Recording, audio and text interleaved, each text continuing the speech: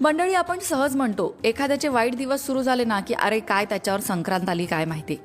संक्रांत हा सण आहे की नाही, मग त्याचा आपण असा नकारात्मक दृष्टीने कसं काय बरं उच्चार करतो.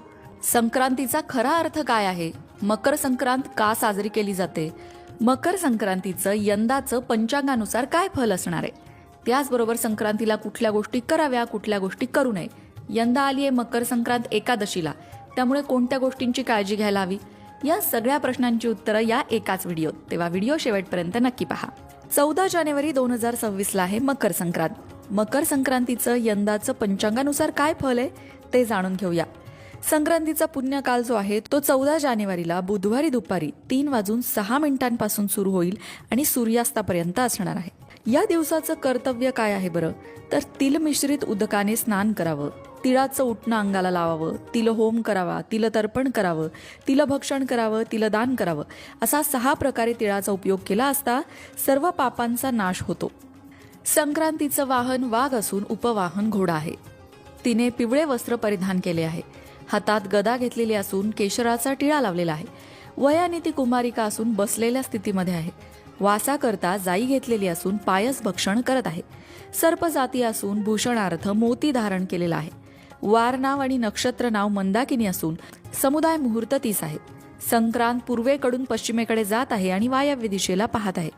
संक्रांतीच्या पर्व काळात दात घासणे, कठोर बोलणे, वृक्ष किंवा गवत तोडणे, गाई म्हशींची धार काढणे किंवा कामविषयक सेवन अशा गोष्टी करू नयेत.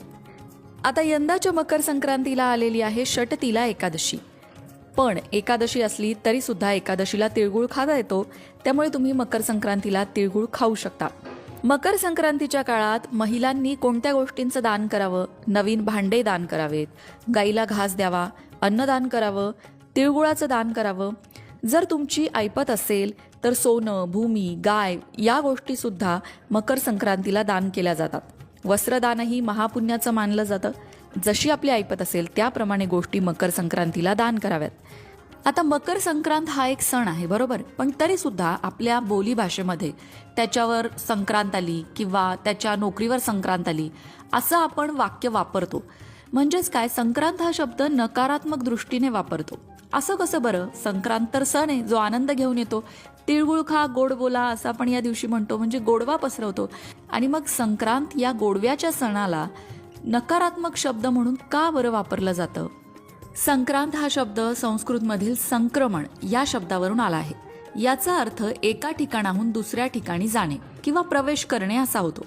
आता सूर्य जेव्हा एका राशीतून दुसऱ्या राशीत प्रवेश करतो तेव्हा त्याला संक्रांत म्हणतात.